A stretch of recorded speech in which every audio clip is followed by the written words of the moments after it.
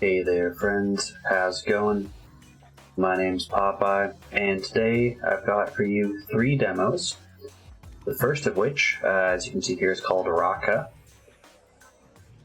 Rakka is this developer's first game. They actually reached out to me on Blue Sky, so this is your reminder that if you are a developer and you want to reach out to me, we can make something happen. Whether that's on Twitter, Blue Sky, my email, which is linked in the Twitch below. You can probably just even send me a Twitch whisper. I will get all of these messages on my phone, so even if I'm not super active on like Twitter and Blue Sky, I will get the messages and respond as soon as I can. Hello, Samuses. How are you doing today? But yes, this is the developer's first game. We're not sponsored in any way. They just reached out to me letting me know that they saw that I played a lot of visual novels and that they were currently working on a visual novel game. All of today's games, including this one, can be found on Steam. This one currently has no price and no exact release date. However, they do say 2025 is their goal. So my guess would be kind of Q3, Q4 this year for a actual release. And it looks like kind of based on, if you can see kind of under Rakka, it says Wake 01 Soot. So they might be releasing it in segments. A bit unclear on that. Or if that's just the demo version, is just this first chapter. Before we get into it, this game, kind of before we got to the splash screen, had some warnings, as well as this is from the Steam page. So first, and probably the most important one, is that there is a trigger warning for flashing lights in this demo. In terms of content, the developer said that this game includes some mature themes, including, but not limited to, fights, blood, illegal drug use, consumption of alcohol and tobacco, and crude sexual jokes expressed through text. So those are your trigger warnings. Again, probably the most important one there is the flashing lights warning. I don't know at what point the flashing lights will happen, but there is a flashing lights warning for this demo. Other than that, I have tried not to spoil myself for any of these. I know this game prides itself on its art style. I did look through the Steam page and saw it's made with Ren'Py. If you don't know what Ren'Py is, it's actually a fairly popular visual novel software that's, I believe it's open source software. I've actually used it in university. It's written in Python, and it's actually a very easy way to break into these kinds of things. It's not too bad, Samus. I used it for a university project. It can be pretty monotonous. It's very tedious for sure, but I would say kind of once you get the hang of it, it's pretty straightforward for most things. To me, the worst part is it's in Python. If anyone remembers when I made that fake beardy game, I'm pretty sure I made that in Ren'Py. But yeah, that's it for kind of the introduction of this game. So let's get things started. We've got 3 games slated for today. The developer told me, I think this one's about an hour long. We'll see. Usually I try to give things about an hour, but we'll try to finish through all those. In fact, 8ball said we're 100% completing all 3 of these demos today. So let's not make my bot a liar and let's get started.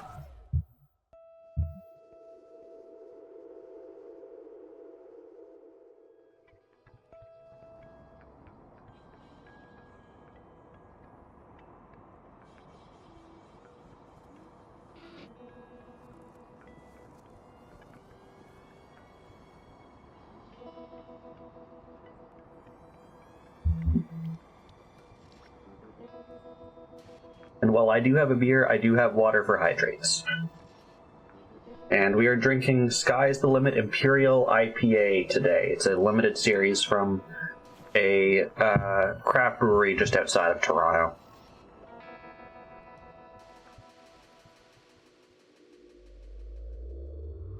Okay, is that all a dream? Okay.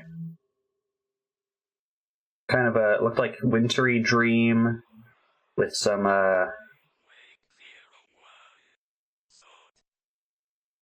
Solid Wake 01. April 26, 1993. Looks like we're in an office cubicle building. Yes, Kraft makes beer now. This is why there's like beer battered mac and cheese. It's because Kraft has a giant hand in that. It's a chilly spring day. Rakka looks at her computer screen, then over at the messy heap of sticky notes, floppy disks, and reports. Okay, so I guess we're Rakka. It's named after us, and we are a boring office worker in 93. Sound on Rakka's head seems to be muddy. She's daydreaming, looking through a small window next to her desk. The sound of a dozen mechanical keyboards drone through her mind. I am impressed that this Office 93 was shelled out for mechanical keyboards, and not like the crappy Dell, like, plug-in ones. I wonder how many years I'll have to do this for. 35, maybe 40 years? She's just gotten a call from some figure up in HQ. Now she has to ascend a few floors to have a talk with her manager. Brilliant. She's numb, feels nothing. She couldn't care less about her job. She'll find a new one. A week's worth of money lost? No problem. Big bag of potatoes can fix that. Rakka is stoic.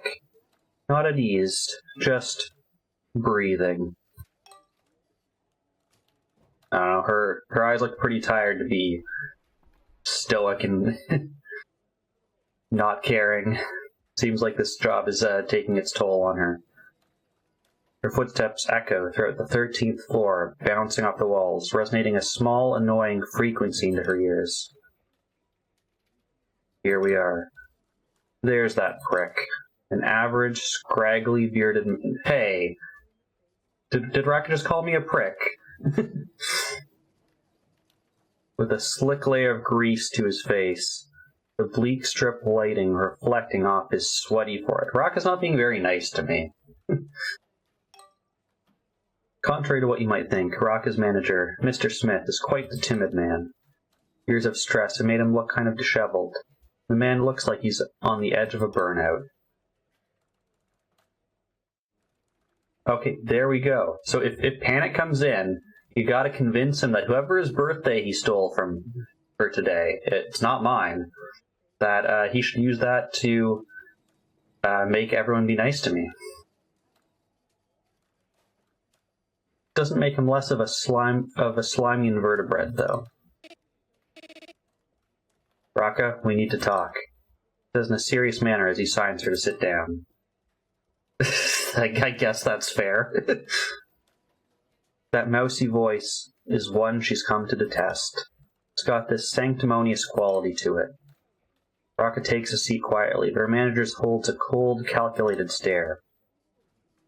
I like the fact that you can clearly see through this that they actually did draw a face and head to this, and that they didn't do nothing knowing that they were going to draw over it with this scribble. They actually drew out this face as well. I believe, if I remember correctly from the Steam page, I believe the developer describes it as papercraft as their art style. Let me quickly double check that.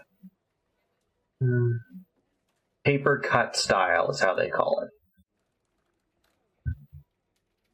Rakka just finds the way he sits there and eyes her, silently judging her, a bit awkward. With a slight turn of the head, she'll lean back and fake cough into her fist to break the uncomfortable tension. A slight glint appears in his eye, and behind her, the door opens. Ha! Really got her, Smith. The big boss. The man who Rakka doesn't care to remember the name of waggles into the room. I would appreciate if the learn to juggle would wait until in between, so as to give each... Okay, I saw the routine. Okay. This one is water. I'm closing to make sure my cat does not knock over it. Oh, this man's an alcoholic for sure. I don't think he is.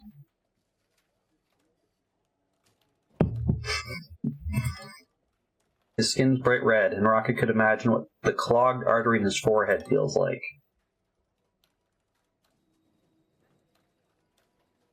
I did have to second guess. I just saw the redeem come through, and then I was like, dang it, and then I saw the hydrate, so you got me. The two men continue to laugh for a bit. Rock is sitting there, trying to conjure one up to no avail. Relax, Rakka. We want to congratulate you. For what? On your promotion, miss. The boss grins. You're promoting me? Yes. A little birdie told me you were looking for more working hours. And boy, do we have the function for you. This sounds like more work for no extra pay, just extra responsibilities.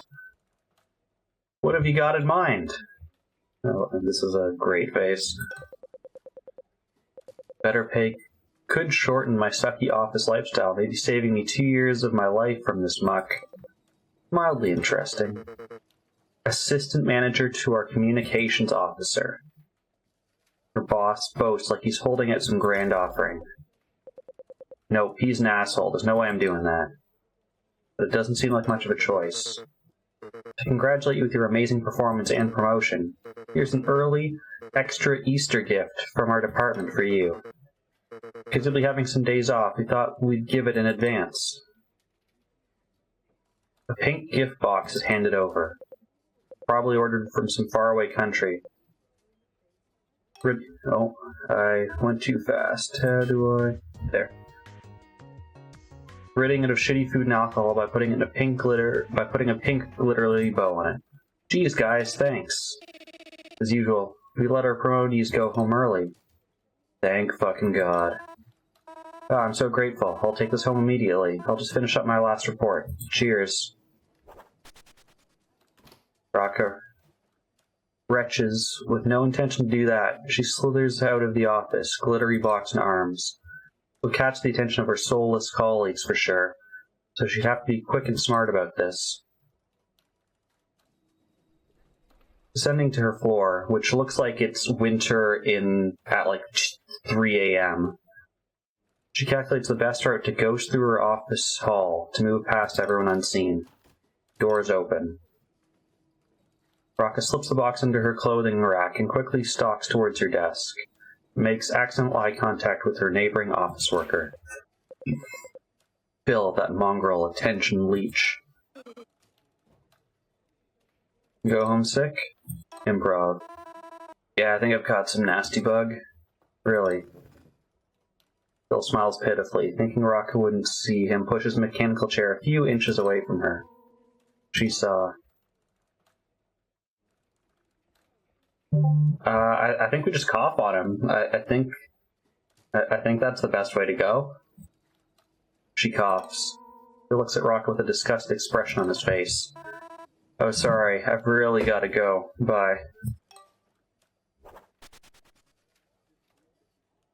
She rushes off with her bag and jacket and grabs the box along with her in the grand escape. She has a shitty time traveling home throughout the city with the hideous box. The specks of glitter made its way into her eye while on the move. She has no hands free to clean the tears from her irritated eye while on the tube. Okay, so we're in London.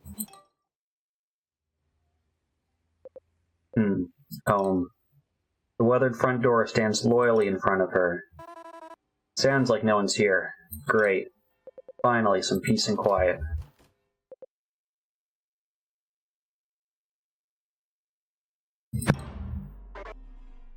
Rakka. The shit's scared out of her. Let's do groceries. Bjorn. He's a sweetheart, patient, laid-back attitude, optimistic. Perhaps a bit too much. And I couldn't read the rest because it went too fast. Is that something I can see? No, it's not. God's sake.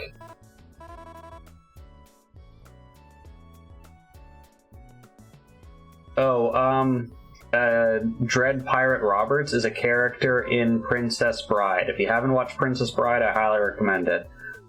But the gist of the joke is that there's this pirate who has apparently lived for hundreds of years, and that's not the case. Just every time they're, get too old, they pass it down to to someone else who takes over the name. So there's just always a Dread Pirate Roberts.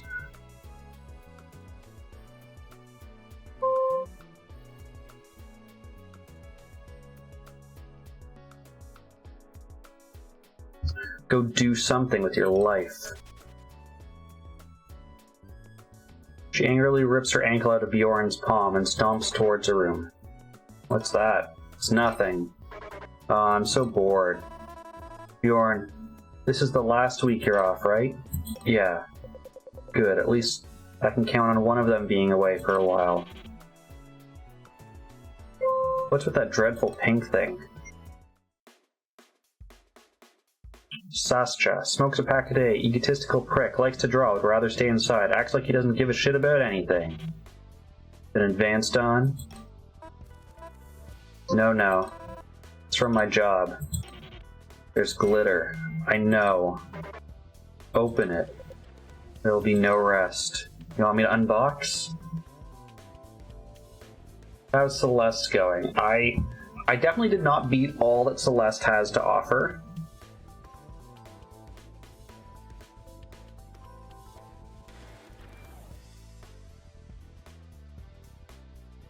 But I did beat, like, the main story, and then I think I beat the B-sides, but I don't think I did the C-sides, I think is how far I got. Yes. Door at the end of the corridor opens. I thought no one was home. It seems like everyone is home. Kev, of course. He's puffy-eyed again with that straggly beard surrounding his mustache. The reason's clear. Girl trouble. What's this commotion? Can't you say I'm busy pitying myself? Kev. Desperate flirt. Dramatic as hell. Very messy. Fucking loves attention. Unapologetically nosy. We're talking in the living room or something. Rakka's gonna unbox this. What's that? Secret lover gift? No. It's from my job. It's awful. I want to see too. Kitchen table's the stage for this most exciting demonstration. Sascha's making dinner. I hope I'm pronouncing that name right. You guys must be awfully bored to be interested in my stupid Easter care box. Gosh, I'm so excited. She rolls her eyes, turning back to the box. Kevin and Bjorn are dead focused. Never seen them like this. He goes to tip the box out all at once, but Kev pipes up. No, you'll spoil the suspense. Rakka snorts, and meticulously untying the bow, dragging it out painfully slow. Alright, not that suspenseful, yeah? He makes the One Punch Man face. Click to open the box. Drag items and click on them to progress.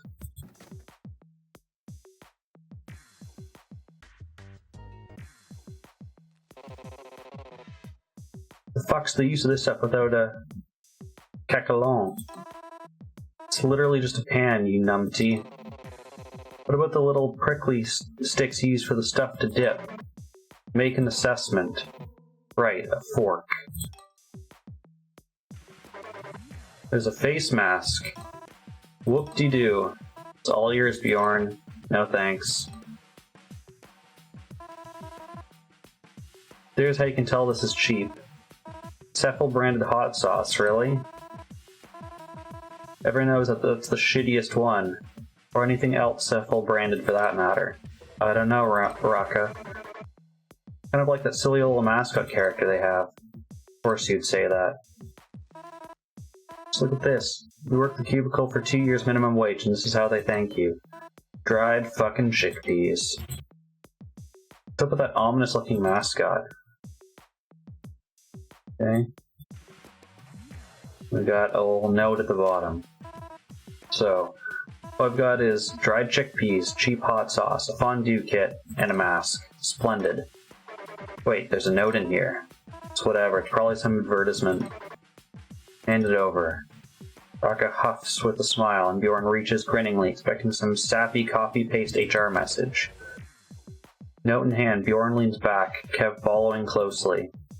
Amused expressions turn confused. What? What's the paper? It's only numbers? It's probably just some order number. Well, I used to deliver mail when I was 17. Pretty sure that's not an order number. Those are way shorter. Got letters in them. Rakka does note that the way these numbers were put on the paper is strange. Just a whole block of numbers in a slightly too big font. Let me see that. A fax number, maybe? Nah, it's way too long for a fax number. Why are you so intrigued by that stupid paper? It's probably nothing. Rakka takes the paper, crumbles it, and tosses it wherever, close enough to the trash can. Anyway, any of you want to go out tonight? Meeting a girlfriend at the pub. Is she single? Shouldn't you get over your last news first? Hey, the best way to get over someone is to get under someone, yeah? Right, let's pretend we weren't exposed to you all in your room just 10 minutes ago. Let him be problematic, so long as he's happy, right? As a matter of fact, she is, but you're not her I'm in. Me too. Care to join? I'll think about it. That means he won't be coming. Okay, Miss Psychoanalyst. First off, I've got work to do. Next, maybe I will go. Wow. Sastra's pubbing for once? Hey Kev, want to fix that date? You might want to do something about those sorry for yourself puffy eyes, yeah? Joke's on you, Sastra. Girls love emotional, mysterious men like me.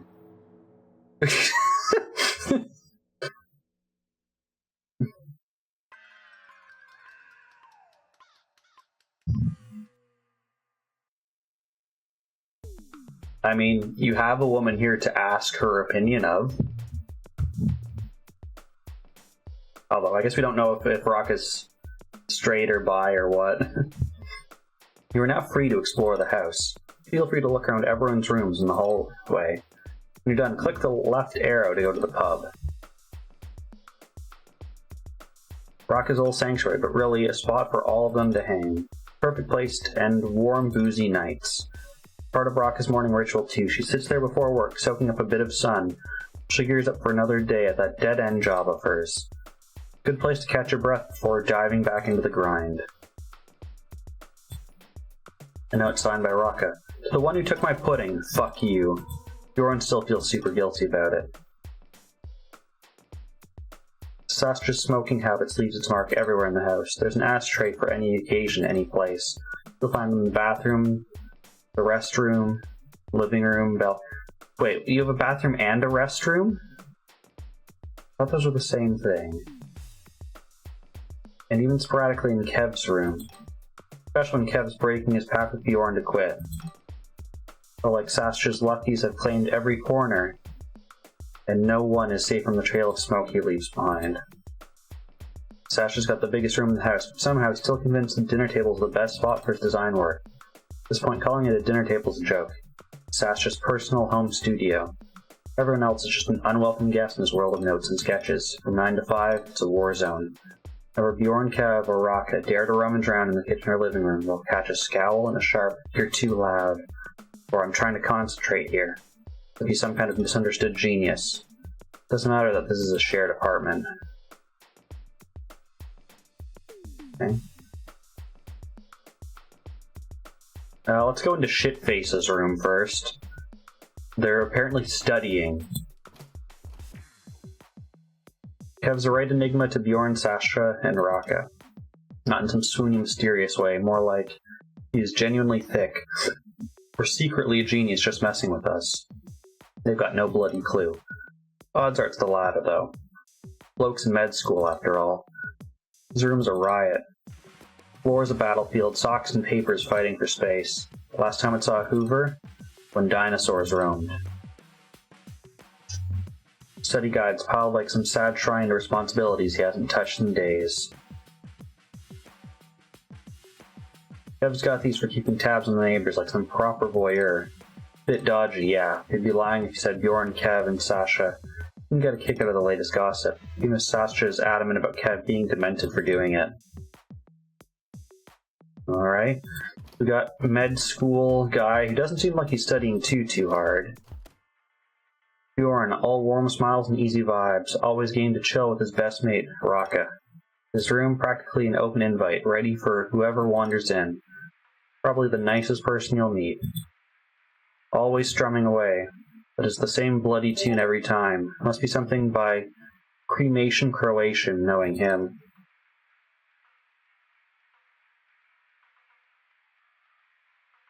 from Sasha.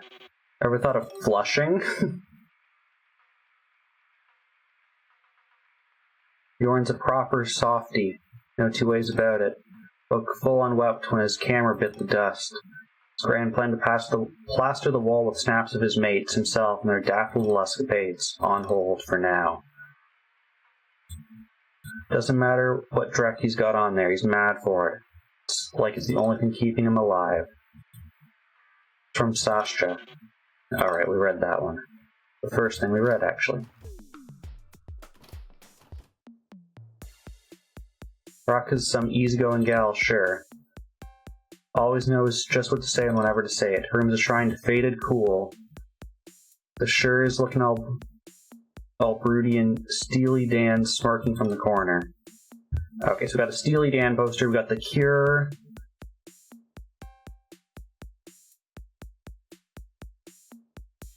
What's happening? Something in America. I'm not familiar with that one. I like the reflection though, that's nice. And they did the reflection nice and proper, actually. Bed's a mess of blankets, like she's too busy for neatness, too distracted by her own thoughts. It feels a little empty, maybe? Christmas gift. Never quite touched, never really needed, but damn, it looks good on the shelf.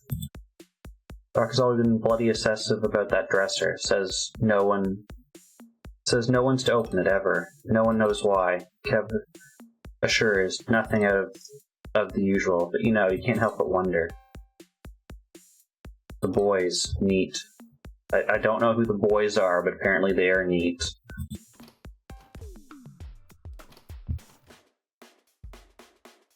Two years now for Kev and Bjorn living under one roof with Sastra. Rock has been around for one. Funny thing is, feels like they only just met Sastra yesterday. He's pro at dodging personal questions, keeping himself to himself. Real Eisenganger, that one. Einzelganger. I don't get that reference. Sometimes he looks like he's sharing house with them is pure torment. His painting's been sitting there for weeks, and he's probably as clueless about anyone else about whether it's done or not. He's got a thing for plants, that's obvious. It's odd, he's got that sad old branch standing there while his art's absolutely soaked in the damn things. Sastra's living pay to pay, scraping by as a freelance graphic designer. This was his latest gig. Paid well, too. He's been gloating about it for weeks. Mentioned it at least 20 times before finally letting it go. And yeah, it's nice. Has this whole judge and still vibe to it, all curves and elegance. I'm clearly not a design person because I'm getting none of these references. Alright, I guess it's time to go drinking.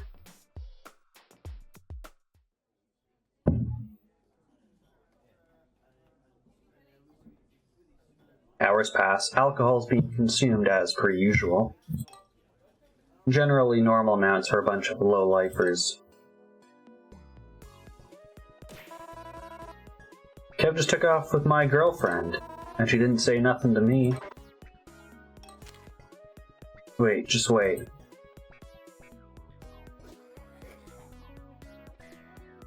Oh god. It's alright, bud. Every time I pub, I regret it. It's okay. We all do. Rakka reassures Bjorn as they approach their block. Look at that fancy car. Do you reckon the neighbors won the lottery? Maybe. The windows of the car are blacked out. Sastra makes a mental note. Odd. Some black Mercedes here in South London at this flat?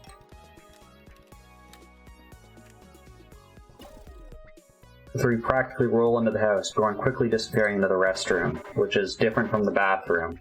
Maybe they have that one where the bathroom is literally just for bathing and doesn't have a toilet, and the restroom is the toilet. Maybe that's what they have. I do think that is an old, like, British building thing. They'll be occupied for a while, sorry guys. Rakka takes a seat at the kitchen table after opening the balcony door, while Sastra drinks water straight from the faucet. Crazy eights? She asks, reaching for her deck of cards. Sastra sits down in a huff. Fuck. Only one game? Just one? Bet. How's your old man doing, Bjorn? It's good. Done better. You know the drill. They call someone to fix the roof, finally? Or, they did call someone to fix the roof. Rakka hums in response, laying down a few 7s, then an 8, then a king, leaving only 2 cards left. Bjorn lays his head in his hands, eyeing the discarded gift box in the corner of the room. Why'd you even get that box from work? It's not Easter yet, right? I'm being promoted. Wait, that's good, right? Sasha's too focused on winning this game. The odds are against him. It's 5 cards against Rakka's 2 cards. Just hate my job, detest it, and my colleagues are soulless. Oh, well, they'll give you a raise, I hope. Dunno, but they better. Rakka lays a few more cards down, but at least I got paid time off for a while, 2 weeks, so I'll be good for now. Sasha plays a 7 and 4, but Rakka finishes playing a king and a 6, winning the game. I don't know how this version of Crazy 8's going. This is not how I remember playing Crazy 8s. Fuck, cheater. Sorry man, that'll be all. Wait, rematch, please? Nope, just one game. You said it yourself. Hey Bjorn, how about you play against me, yeah? Good night, dudes. Good night. Good night. Laying down, the room tumbles and turns around her. She feels sick to her stomach.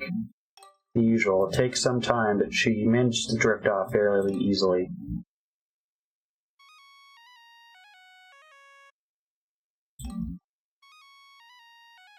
Rakka's cell phone rings loudly, and this is probably the flashing light warning. Let's try to get through this. What the fuck? She grumbles, picking it up. Some unknown number. Presses the call anyway, away. Almost instantaneously, her phone rings again.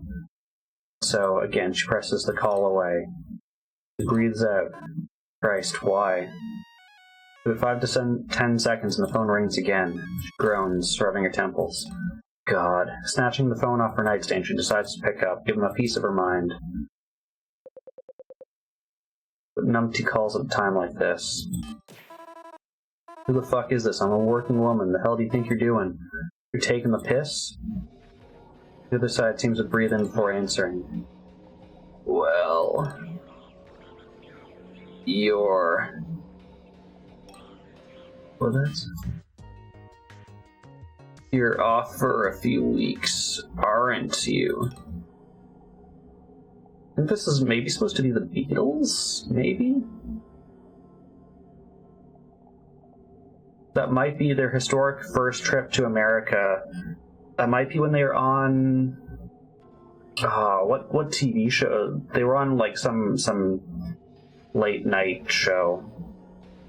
Maybe that's what that's referencing. The voice is almost unintelligible. What it said runs shivers up Rakka's spine. Quickly ends the call and turns off her phone. Feels nauseated. The drunkenness hadn't worn off yet either, worsening her state of disrepair. Spooked and unable to continue sleeping, she gets up and heads back to the living room. Kev sitting there with Sastra still up, seeming totally fucked. On the table, a bottle of bourbon stands next to a pile of cards. Thought you were sleeping. I beat Kev at Crazy 8 like 15 times now. Wow, awesome. Rakka mutters, sliding into a seat unimpressed. Shh. Sasha grumbles. Rakka leans in, elbows on the table, desperately trying to keep her mind off the phone call. What have you got up to with my girlfriend, Kev? She suddenly vanished. Kev avoids eye contact with Rakka, a lopsided grin thrown at nothing in particular. Nothing much, just walked her home. He responds triumphantly. Wow, that's uncharacteristic coming from you. No snogging? You look awful, Kev shoots back. Gets up, opens the fridge, grabs a packet of ham and crams a slice into her mouth, her voice muffled. Bad sleep, feeling sick. Anyway, she says, tossing the pack back into the fridge haphazardly. You guys mind me spectating for a while? Nah, take a seat. Sastra nods. Kev and Sastra play for a bit. Slapping of cards reverberates within Rakka's skull. The distraction's futile. She can't keep whatever just happened to herself. Rakka breathes in deeply before speaking up. Actually, I do have something to share with you guys, because I'm feeling a bit spooked. Huh? Spilled beans. Kev says, leaning in, the two of them eyeing her closely. I just got a call from some unknown number. He picked up. Kev's eyebrows shoot up. It kept ringing every time I hung up, right? So I was like, fuck this, I'm not getting hounded by some prankster at 5 a.m. I picked it up and went off how I'm a working woman, blah blah. They nod along, giving her the floor. Guys, I didn't recognize the voice at all, and it freaked me the fuck out. The voice said, "You're off for a while, aren't you?" I swear to God, I didn't know who it was. What? You sure this wasn't just a sick joke? Absolutely. I hate my colleagues, I never hang out with them. Maybe someone's just jealous that you got that promotion and thought they'd give you a piece of their mind? I didn't tell anyone, for fuck's sake.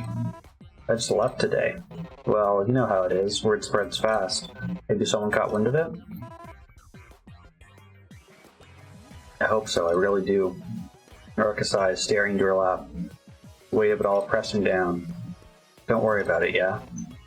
You're living with 3 blokes. Got a stalker, this is the safest place to be. Kev says all cocky-like. But the 3 blokes I'm living with are you lot. Wow, thanks for that. Kev and Sasha chime in, deadpan. Bjorn just laughed himself like it's all a right joke. No, sorry, I'm just being a grump. I trust you guys. Let's just keep an eye out for now, yeah? Bjorn says from the couch. His tone serious, but still laid back, but still serious. Okay, 7 days pass or something. That's chapter 1. April 29th. The group's scrambling to get ready. April 29th, the biggest underground rave in London this year. Came up faster than they planned, and they're still hunting for a last-minute fix. 2 days flew by. Rakka's phone had been blowing up, calls coming at her left and right, maybe a dozen of them. He decided not to answer, hoping the instigator would just get bored and piss off. Still, the question gnaws at her. Who's behind it? What do they want? Now she slouched on the couch, trying to lose herself in a BBC nature doc, drowning the thought while Kevin and Bjorn scramble around. Car's packed and ready. Sasha shouts from the front door, lighting a cigarette while he waits. Calm as anything, parked out on the hood, counting the geese crossing the sky. The 3 inside ignore him. Rakka's phone starts ringing, her stomach drops for a second before she checks, lets out a breath. Familiar number. Hey, sorry, I might be a bit late. Can we get the usual? Oh, yeah, it's fine. Do you have a cell? Or are you on a home line? She asks, her voice settling back to calm. Bjorn and Kev hover, listening in, waiting for her reaction. Her face tightens. Oh, alright, I guess. See you there, she says, ending the call. You got a fix? Or was that unknown number again? Got the fix, but the idiot wants me to meet him there. Says he doesn't own a cell. It's awkward as hell. Oh, you need a drug lord boyfriend. But you better come with me to find him tonight, alright? Feels too sketchy otherwise. They nod. I definitely need a drug lord boyfriend. This is all yours. Rakka shouts, tossing their jackets at them. They've already been waiting downstairs forever, he says, tapping his foot impatiently. Yep, let's roll. Shotgun, Bjorn yells, dashing out the door. I guess Sastra's the driver.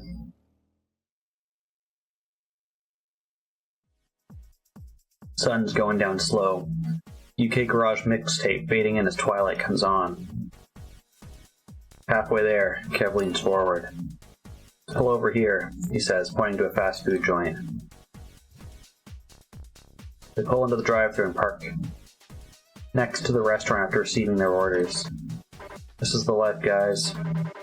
Love to go on a road trip all day and see new places every time I step out of my car. Bjorn says as he looks at the sunset, holding onto a bottle of rosé.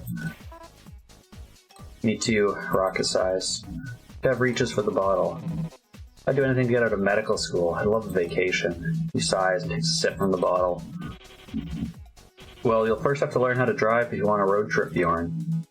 I can. Just don't have a license. Psh. I'm not letting you drive like that. I don't want to be the only driver. I'm not some chauffeur. I can drive, Rakka joins in. Her driver's license not too fresh in the pocket. Fuck no.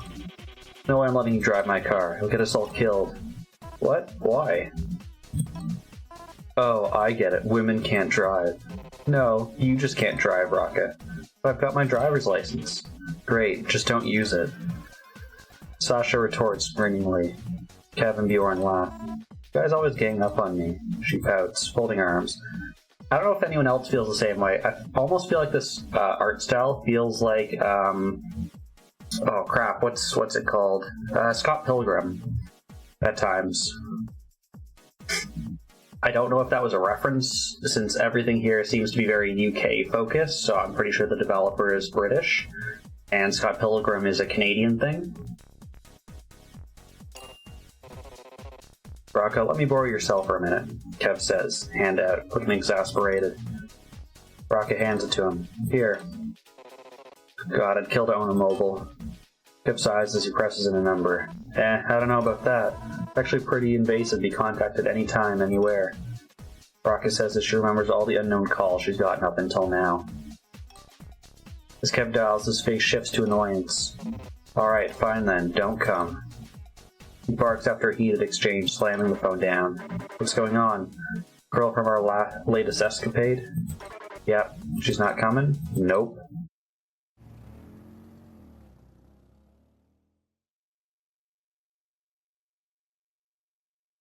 After about a 30-minute drive, they arrived at the disclosed location. It's close to the beach and there's sand scattered across the parking lot. The loud thumps of the kick pulls them in. Bjorn and Kev quickly try to get out. No, you were gonna help me find that dealer. Oh, fuck. Really gotta search for this bloke? Don't be so difficult. It's for the greater good. How do we find him? Told me he's wearing gray sweatpants, a gray hoodie, and red shoes. That's just about what every guy looks like in here. How do we even know he's here? Oh, he's here for sure. This is his job. Rakka says, rolling her eyes. Bjorn turns to Sasha. You gonna help? Sasha holds up his rolling papers, unfazed. Later? Yeah. Need a minute to myself. Three brush him up and head into the dark, crowded warehouse. It's too packed, stifling hot. Half an hour in, they're all dripping with sweat, squinting in the dark. I need a break, it's roasting in here. Kevin and Bjorn nod, clearly fed up. They push back to the crowd and out to the car. There, lying on the roof, joint in hand, is Sasha. Beside him, the dealer they've been hunting for. Hey, you found him. The dealer gives a curt nod. Ah, there we go. Got cash on you? Yes, sir, well, leaning against Sasha's car. I've got it. Kev comes forward and pulls out a 20-pound note. Dealer stares at Kev for a sec, his expression changing. Wait. I know this guy. Dealer's eyes narrow. You're my sister's ex-boyfriend, you prick. He says, sizing him up. Kev gives a nervous chuckle and rubs the back of his head. Oh, Tiffany, right? Rakka sighs internally. Really, Kev? He tries to bargain. Hey, a deal's a deal, yeah? No, I'll be selling to this dude, the hell? The dealer says as he shifts weight on his feet. Rakka's giving it everything, trying to keep her eyes from rolling all the way back into her sockets. Alright, don't worry, I'll pay. She takes the note from Kev, but the dealer just grins. You're paying the asshole tax then. How much? Rakka asks, her patience stretched thin. Call it a $5 extra? He starts, a grin grows. Or, you go on a date with me, and I'll consider this payment done for. Dealer winks. Bjorn and Sasha ruffle their eyebrows. Not some drug whore. Here. Rakka scoffs, pulling out a tenner. Keep the change. Hand over the goods. He says as she shoves the notes into his hand. The dealer puts his hand in his pocket, leans back, and pulls out a small bag of colorful pills. There you go. He tosses it to her. Thanks. Rakka retorts as she puts the little bag into her pocket. The dealer lights a cigarette, still slouched against the hood of the car. You're missing out, he says, exhaling smoke with a lazy grin. Sasha perks up at that. Boy, how about you get your slimy hands off my car? Just had it cleaned. He snaps, dropping down from the roof with a thud. Fuck you mean, man? You're just laying on your roof. Car's a wreck. Dealer shoots back, defending himself. Scurry off, you've done your job. Bjorn adds, stepping closer, his expression unimpressed. Rakka nods in agreement. Alright, take your tips. Go buy yourself a beer or something. Quit boring us. Dealer glances between the four of them, starting to feel the dismissal. The lot fucking suck. No fun at all. Don't disrespect me, punks, he snaps, straightening up and puffing out his chest. Go seal another deal, bud. The dealer storms off, feeling belittled. Fuck around and find out, bitch. He shouts from a distance. Rakka bites her tongue, resisting the urge to yell something back at his retreating figure. Instead, she pulls out the bag of pills. Such a grimy start to the evening. We'll just forget about that. She sighs, tossing the bag to Kev. Eat your heart out. Wild how one tiny pill can send a whirlwind of emotions rushing through you. Purely positive, of course. And shift your perception of time. Joy fills the air, and the stars seem to shine brighter. Smoke spills from the warehouse in little puffs as the front doors swing open and close like it's breathing. Bass throbs through the atmosphere, soothing and relentless. Brock is chatting outside with a few girlfriends when Kev stumbles out of the warehouse, slightly disheveled and sweaty. He spots the girls and makes his way over. Hey girls, how's it going? Kev says, his pupils as black as the night around them. Don't mind him, he's a fool, Rakka whispers to her friends and they giggle. Kev leans against the wall, trying to straighten up, but he slips and almost goes down. Kev's confidence is immediately out the window as he flashes an awkward, lopsided smile. I'm getting a call. Be right back, girls. Suddenly he has a French mustache. He doesn't own a phone. Rakka whispers as the girls laugh loudly. Suddenly, Rakka spots police cars pulling up to the driveway of the warehouse. No, party's over, she says, and the girls let out disappointed sighs. We'll be right back. Gotta grab our stuff. Okay, good luck. Rakka replies, turning her attention to the officers getting out of their cars. One of the cops approaches her, and she greets him with a smile. Good morning, she says, maybe a bit too cheerfully. The cop looks exhausted. ID, please. Rakka pulls out her wallet and shows him her ID. All good. Stay outside and go home as soon as you're sobered up. We'd rather not have ourselves a traffic accident on our hands, aye? Aye, Captain, she says, sliding down against the warehouse wall absent-mindedly, still occupied with the woos swirling within her. She waits a few minutes, glancing around if she can spot Kev, Sasha, or Bjorn. Kev appears next to her. Took a piss break, what's going on? Says as he sits down next to her. Party's over. Ah, shit. What's the time? About 5 a.m. Shit. Man. You really did me dirty down there. Sorry, I couldn't help it. Get you back for that. You know, girls love clumsy boys, she says, trying to sweeten the deal. Ah, yes. Feed my ego, please. Kev laughs with a tinge of desperation as he looks off into the distance. This one dude's been dancing for, like, half the night.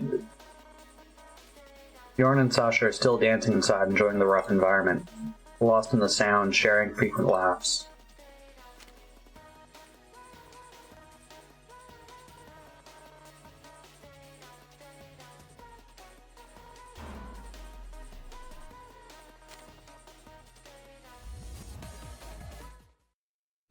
And the fight's breaking out. Yep. Just as the cops arrive, too. Would have done that to your shiny clean car, but guess that would have been worse, asshole. Get the fuck out of here. Sasha raises his head to face him with grinding teeth, but Bjorn quickly tries to defuse the situation. Get out of here, yeah? Guy's clearly coked up. Sasha stands up straight as he eyes the dealer. He does seem tense. The dealer's eyes are darting around the room, wild and frantic, before snapping back up. We mean no harm, alright? I mean harm, Sasha says, another drop of blood hitting the floor. Better use her tip. Buy yourself some ice after I'm done with. His threat gets cut off as the music abruptly stops, replaced by whispers and scattered yelling as yells of protest. The dealer looks paranoid, scanning the halls for feds, and turns back to Sascha, his expression tense. Bjorn catches the sight of the front door as the feds enter. Chaos breaks out in the hall. The dealer tries to slip away, but Sascha grabs his arm. Wait a second, asshole. Bjorn notices an opportunity and whispers to Sascha. Just go with what I'm doing next. Wait, what are you? Bjorn pushes Sascha to the ground as Sascha's hold is still tight on the dealer's arm.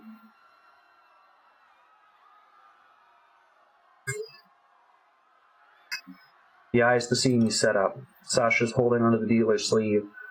The dealer's clearly coked up and looks like he's about to throw another punch. Yeah, it looks ugly.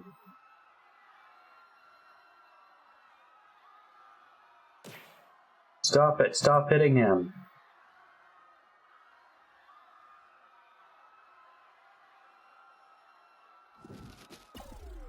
Stupid fucking trickster.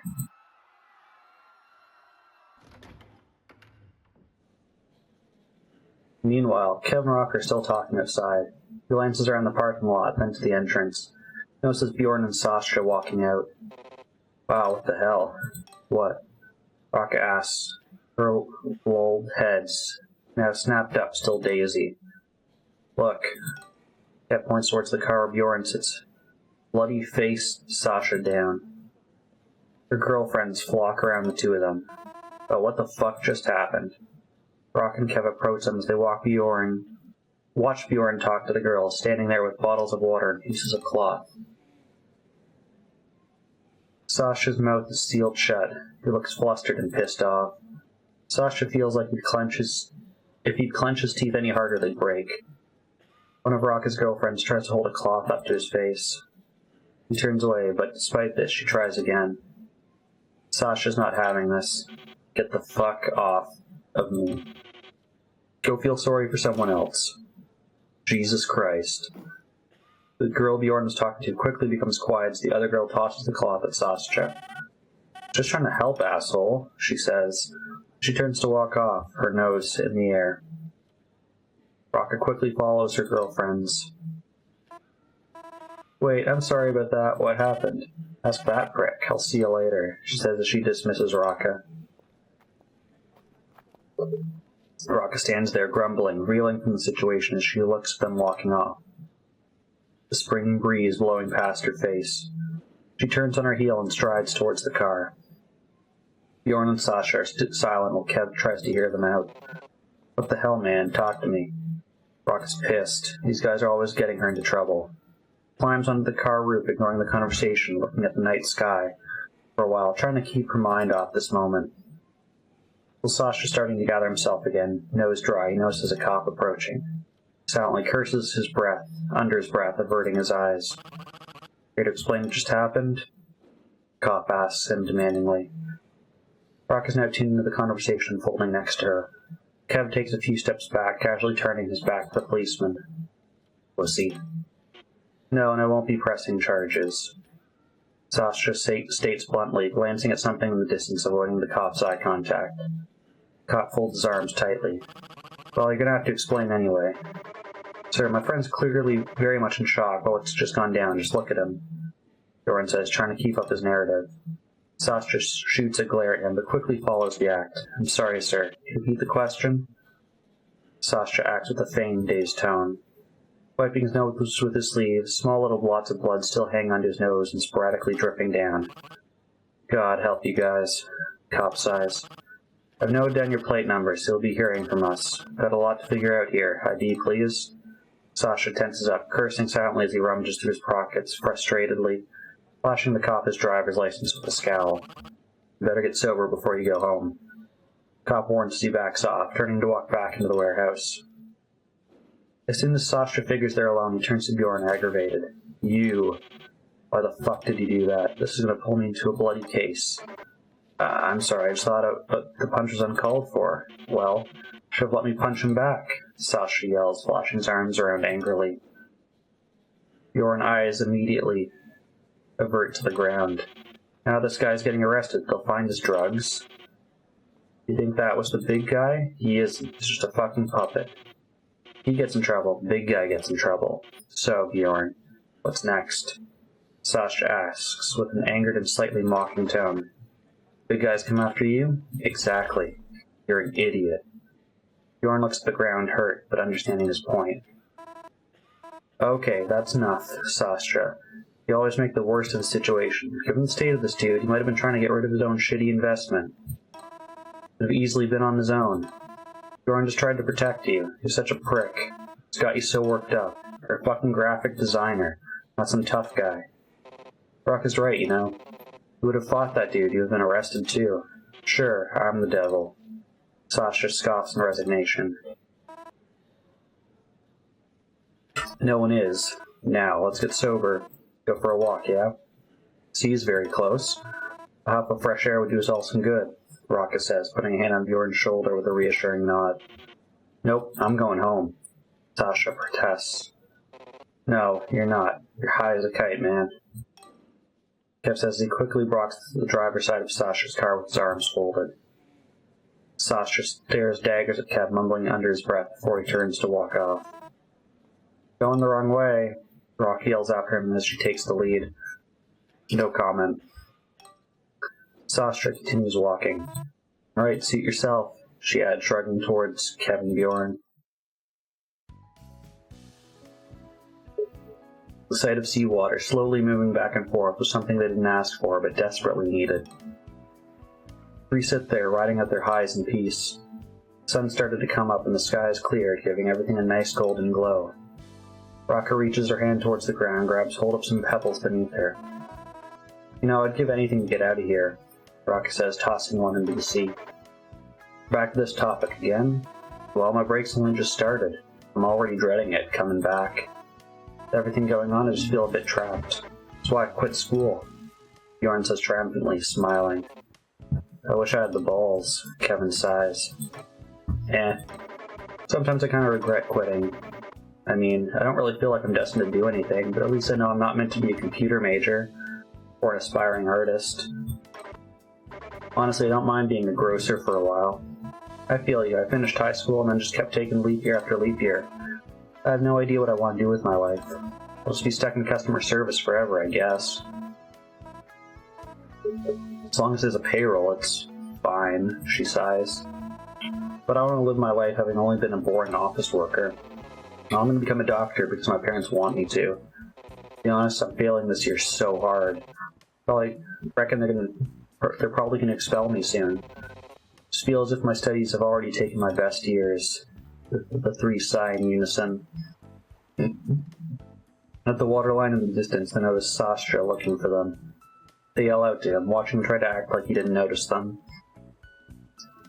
He turns his head towards the sea. A few seconds later, he gives up the act, shoulders slouching as he sees them grinning and keeping watch. He huffs and heads towards them. Sorry. Tries to yell through the sea breeze. What? They yell back. The waves are drowning them out. Deaf idiots. Sasha awkwardly speedwalks until he's close enough to be heard. Sorry if I acted like a prick, especially to you, Bjorn. I know you tried to help. He says as the morning sun beams on his face. Real good, man. Bjorn perks up, jumps up and hugs Sasha. Sasha tenses up but eventually pats Bjorn's back. Alright, buddy. I'm glad. We really should plan something like a vacation sometime. Wish we could have shared this idea sooner. I'm almost off my break. Bjorn's eyes widen. Lads! Just remembered what I wanted to tell you, he yells. What? Well, Bjorn's statement is quickly cut up by Rakka's ringing phone. She rummages and almost physically recoils at the familiar sight of the unknown number. Ugh, it's the unknown caller again. You pick up and tell them to piss off. No, I'll just wait until they give up and the ringing stops. Just cut to the chase. Well, Sasha, we all know what cutting to the chase gets us. Sasha scoffs, rips the cell phone from her hand and picks up. Yes, hello? He sneers, but his foot on the phone quickly turns his annoyed expression into a shocked one. He hangs up quickly. What's going on? He says he knows our address, Sasha says, face paled. Rakka's heart jumps into her throat. Aw, shit. Shite. Oh god, what the fuck? What the hell? She panics. What do we do? I don't know, but what do I know? But what I do know is that I want breakfast right now, and we should sober up first. Let's figure it out there. So what? They know our address. You're not there. So if they want anything from you, they're out of luck, Bjorn says, shrugging lazily. Yeah, I could really go for some grub as well. Rakka slowly breathes in and out, yet Vinny sticks to her like static in the air before a storm. Okay, I hope so. Yeah, guys, let's just go eat. Breakfast will fix everything, Sasha says sarcastically. Bjorn ignores his sarcasm while nudging him. Glad you agree, Sash. Great minds think alike. This group starts to move back to the pier. Bjorn stops in his tracks. Right. Wait, before we go find a place to eat, I'll tell you about something I figured, so hear me out. I'll spit it out already. I really thought it was all trash, Rakka. That code from your gift package really intrigued me, so I decided to give it a look. Rakka nods. Bjorn pulls the note from his inner pocket. Well, push came to shove and voila, this code leads to this. Okay, we're at the very southeast of France. I say, if we ever go on a road trip, let's check this spot out. Rakka quickly brightens up. Wow, how'd you do that? Take a long time to figure out? It did, to be honest. I stayed up a few nights decoding it. It was just so intriguing. Well, maybe coding might still be your calling. Seems you got some use out of that study at least. How sure are you about this? Absolutely positive. My only doubt is, this was quite the code to crack. I really had to dig to get this location out of that string of numbers. Whoever wrote this code really didn't want anyone to go there, I reckon. Oh? I really want to see this place. Sounds like bloody treasure to me. Ooh, it'd be so cool to go for a treasure hunt, though. Okay, so let's go on the road trip as soon as we were all off again. I really don't want to. And Sasha's gonna drive us. No, you're not, big man. But you know what? To make up for only being able to drive, we'll pay for the gas. I don't know, guys. Seems fair to me. Please, make a pact. So cool to go on an adventure. Paying for gas? Well, nice. Like, I think the most I've done in a day is about 10 hours of driving. It just sucks the soul out of you, man. I don't even want to know how long it would take to drive from London through the Channel to the south of France. Like, that's got to be at least a few days. Maybe you could do it in two if you're like really like doing 12-hour days, but if they just have the one driver, like that's so hard on you. How about we first see when or if this is even possible? We'll make it work. Yeah, Bjorn worked so hard on cracking this code, just be honest, yeah? Don't you think this is interesting? Sasha's eyes are off somewhere in the distance, but there's the slightest hint of a nod. So let's make a pact. Rakka says she puts her pinky out. Let's make this location the goal and have fun on the way there. If we go there. No if, Sasha. Only whens. Sasha sighs as he looks at the three of his friends waiting for him to join in. You lot better not make me regret this. Yay, it's a promise. After their pact, the four decided to find a beach pavilion. They don't really seem to care what they look like walking in, but it might be quite disheveled just from the way the owner looks at them. Four young'uns, 8 o'clock in the morning, ordering a big portion of chips to share.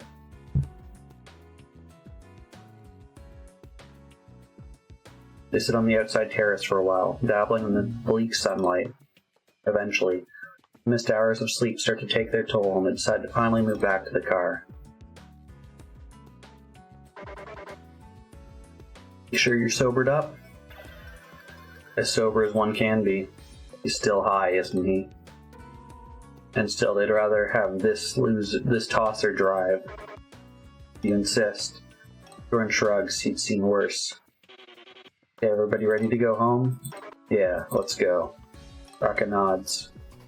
Car engine starts humming as usual. The moment she hits her seat, her mind's back to analyzing. The thoughts recurring. What was that last call? What were they doing with their address? Would their home be safe?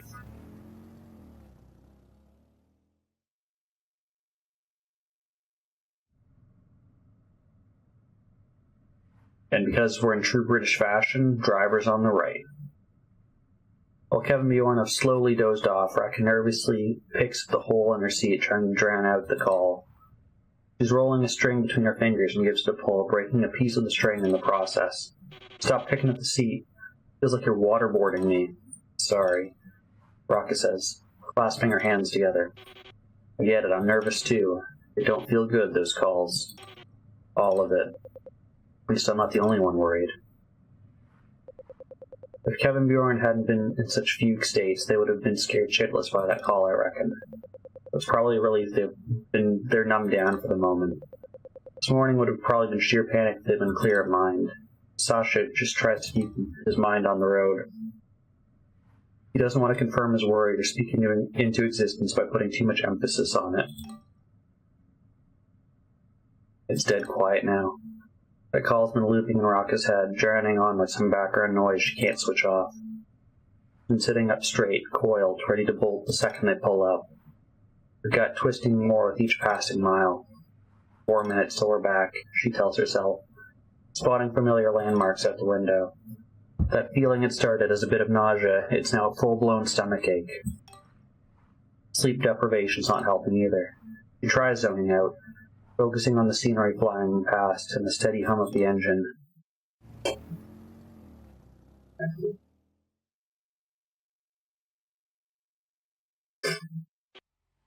Okay, we're here, Sasha says, pulling the car into a parking space. Rakka finds herself hesitant to get out of her seat. She feels frozen. She nudges Kevin until he wakes up. He sits up groggily and scrunches his face. We're home, let's go. Rakka opens the car door, gets up and waits outside the car for the rest to come out as well. Sasha, out, already ducks to talk into the car. Guys, hurry up a bit, yeah? He says, his shoulders tense.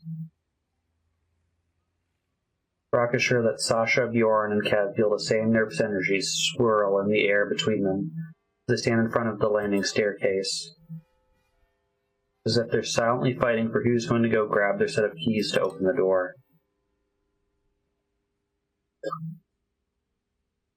Rakka volunteers, feeling responsible for this whole phone call shit show. Her heart pounds in her throat while she turns the key. You guys are all dicks if you're making her go and do this. Like really. A first relief that could be their door isn't in shambles. That might just be wishful thinking. Split second she opens the door, her stomach drops, and the air is pushed out of her lungs. The corridor's in pieces, jackets, hats, and clothes scattered everywhere. She pulls the door shut again, feeling as if she might throw up. Rakka, what's going on? Rakka turns away from the door, facing the three, trying not to bawl her eyes out. Bjorn quickly catches on. Oh, he rubs his face, looking down anxiously. They weren't playing about the address, were they? Bjorn grabs onto the house key. I'll do it. Rakka steps aside for him as he turns the key and makes his entrance. The rest follow suit. The sight's one of despair. At this point, if you can tell, just from this, don't enter, because you don't know if they're still in there. You just stay outside and call the police. Maybe you go to like a nearby coffee shop or something, and you call the police. You don't go inside. The house is totally torn apart, though nothing seems to be missing or broken. Very odd.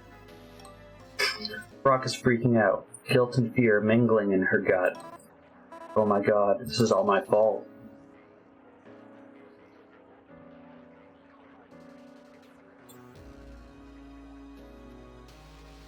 Sasha's sketches and commissions, once spread on the dinner table, have been disturbed, some of them lie scattered on the floor, tangled in a chaotic mess of papers and documents.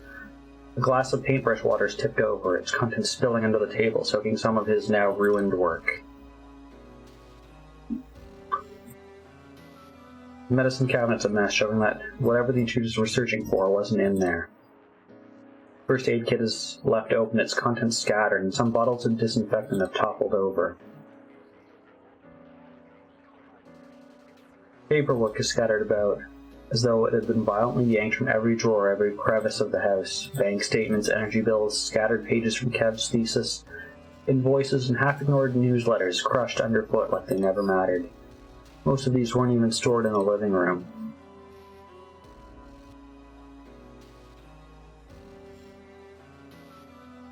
VHS tapes are strewn across the floor, once carefully tucked beneath the TV stand ready to be returned to the rental store.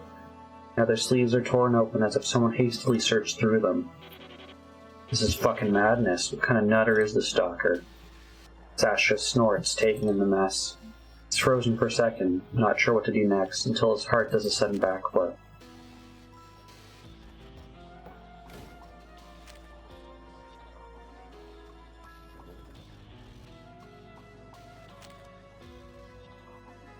Lets out a shaky breath, relief for now.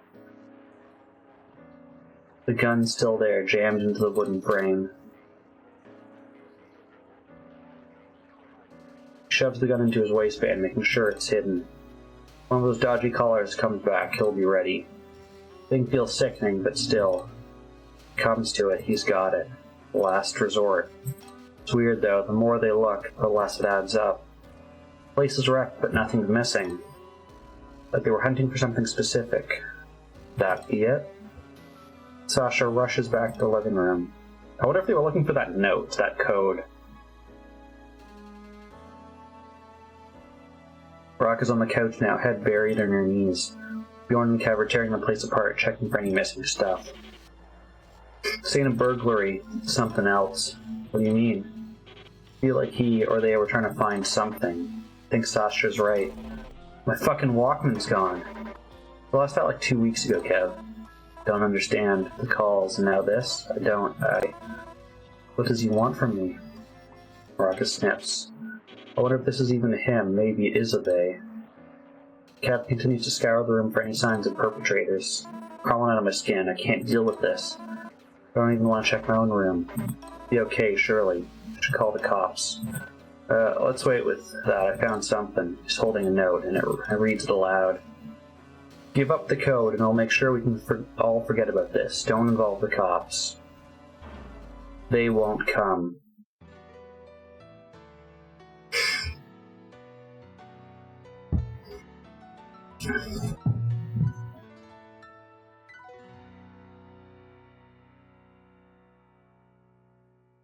And that was Rakka, Wake 01 Soot demo. I was a fan of this art style. I was a fan of the characters and the story that was going on here. I think if you like kind of mysteries, especially if you were British, which I'm not, I think this would be an interesting game, and I'm sure that there was a bunch of references and stuff there that I missed. That if you were British, that it would make a lot more sense. But yeah, considering this is the developer's first game, I think they have a solid art style. I think they've really built out each of these characters, and they had good, funny moments. They each have their own personalities. They each had their own good and bad in this. And yeah, I think this is a great demo, and I'm looking forward to seeing kind of where this goes.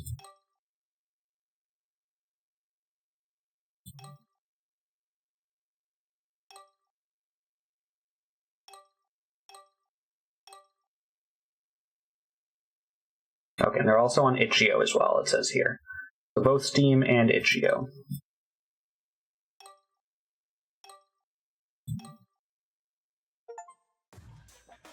Interesting, you can get an achievement for completing a demo? I didn't even know that was possible. But yeah, that again was Rakka. They're on Steam and apparently also itch.io. This is the developer's first game. Not sponsored, but they did reach out to me on Blue Sky to make this happen.